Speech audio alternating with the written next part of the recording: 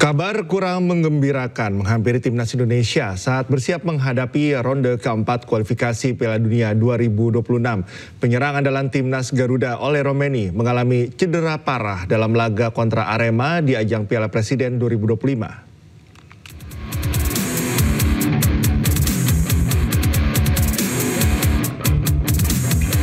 Kemenangan 4-0 yang diraih Oxford United atas Arema FC pada matchday terakhir Grup A Piala Presiden 2025 di Stadion Sijalak Harupat harus dibayar mahal.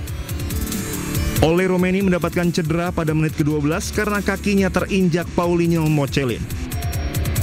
Ole sangat kesakitan selepas insiden tersebut. Pelatih Gary Rowett pun terpaksa menarik keluar sang pemain karena Ole tidak bisa melanjutkan permainan. Sementara wasit hanya memberikan kartu kuning atas pelanggaran keras tersebut meski sudah mengevaluasinya lewat video asisten referee. Ole Romenii pun mengungkapkan kekecewaannya harus menepi saat masih pramusim. Ole menyampaikan kondisi terkininya dengan memperlihatkan kaki kanannya memakai sepatu bot ortopedi.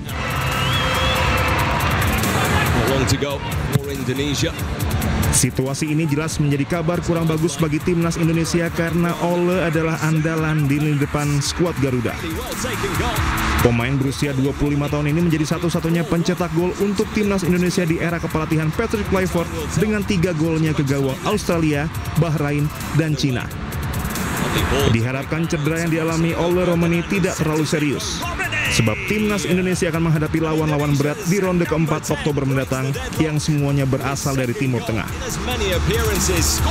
Kehadiran Ole Romenii saat diharapkan untuk meningkatkan peluang skuad Garuda dalam mencetak gol dan meraih kemenangan. Dewa United, Banten FC, dan Liga Indonesia All Star akan saling berhadapan untuk menentukan posisi ketiga. Laga tersebut menjadi penutup penting sebelum partai final.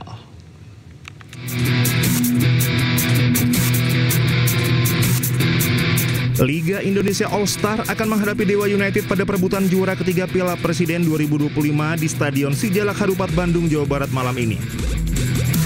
Dewa United hanya meraih 1 poin di grup B dan unggul selisih gol dari Persib Bandung untuk melaju ke perebutan tempat ketiga. Pelatih Dewa United, Jan Olde Riekering, diprediksi tidak akan melakukan terlalu banyak perubahan di starting 11 mereka. Egy Maulana Fikri, Jaja, dan Taisei Marukawa akan tetap menjadi andalan. Sedangkan Alec Martins diharapkan menjadi juru gedor tim sejak menit awal. Sementara Liga Indonesia All Star yang ditukangi Rahmat Darmawan finish di peringkat kedua grup A usai meraih 1 poin dari 2 pertandingan. Mereka mengamankan tiket ke tahap ini setelah hanya unggul selisih gol dari Arema FC yang menjadi juru kunci. Rahmat Darmawan kemungkinan akan melakukan beberapa perubahan dari starting 11-nya. Pemain-pemain seperti Hansa Muyama, Reza Arya, hingga Ricky Fajrin diperkirakan bakal tampil sebagai starter. Sementara trio Rico Simanjuntak, Axel Runtukahu, dan Witan Sulaiman akan memimpin lini serang. Dari Bandung, Jawa Barat, Muji Prayitno, Anyus melaporkan. Jelang Piala Dunia U17 2025 di Qatar, skuad Garuda Muda usia 17 di bawah asuhan pelatih Nova Arianto mulai menggelar pemusatan latihan di Bali. Dalam pemusatan latihan tersebut, 9 pemain diaspora dipanggil untuk mengikuti seleksi pemain.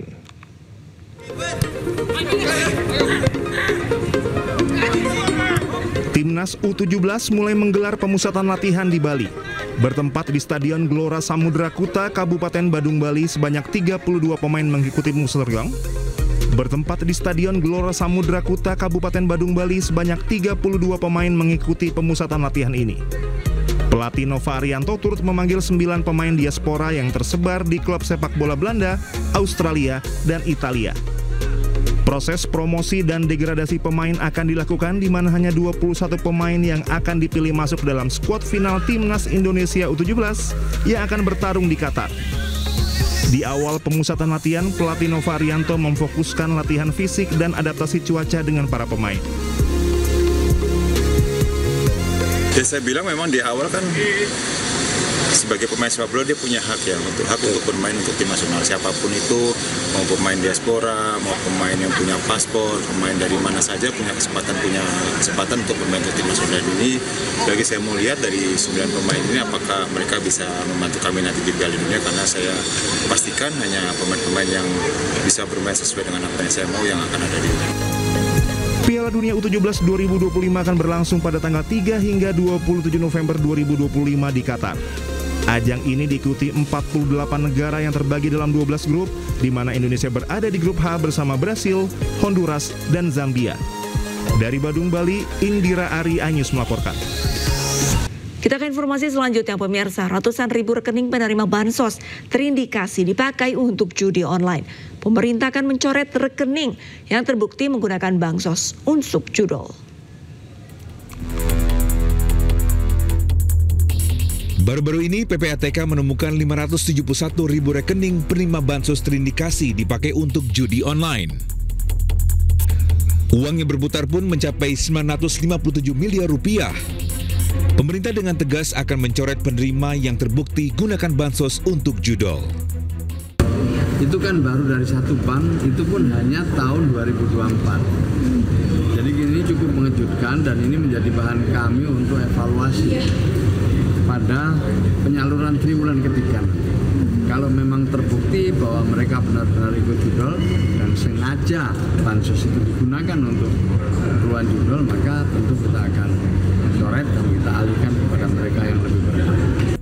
Sementara itu, PPATK juga mencatat jumlah pemain judi online di tahun 2025 mencapai 8,8 juta orang.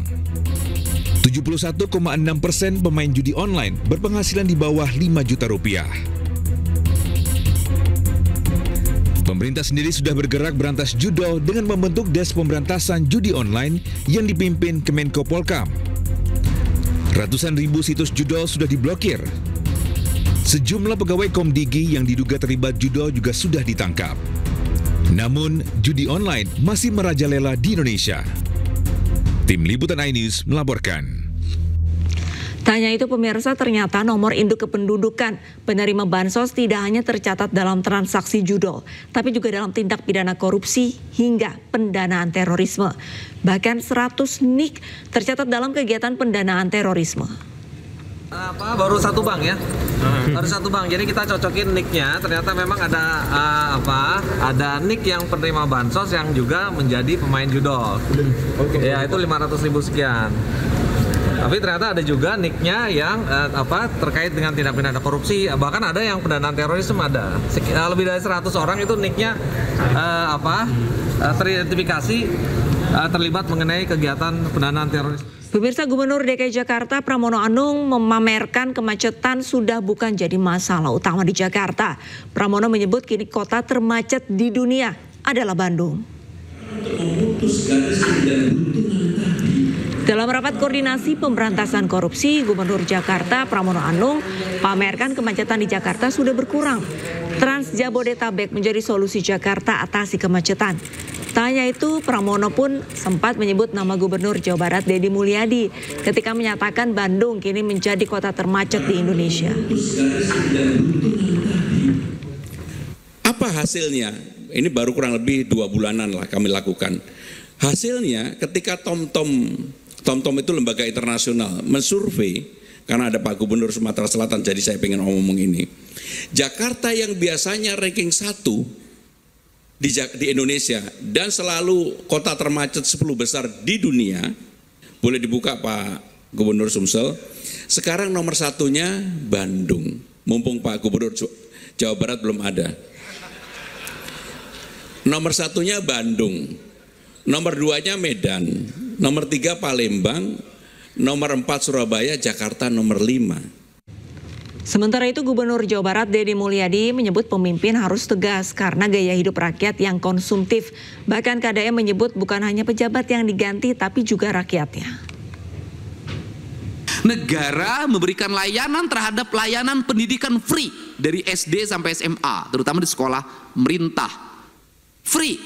Tetapi di sisi lain, anak-anak sekolah kita uang jajannya 25.000 sampai 30.000. Tidak berbanding terbalik antara apa? Peningkatan ekonomi rakyat dengan beban belanja pemerintah yang tinggi. Akhirnya beban pemerintah belanja yang tinggi, rakyatnya juga tidak berikan edukasi untuk melakukan efisiensi dalam hidupnya. Akibatnya laju pertumbuhan ekonominya rendah dan konsumtif. Nah, hari ini tuntutan negara itu hanya mengarah pada pejabat negara.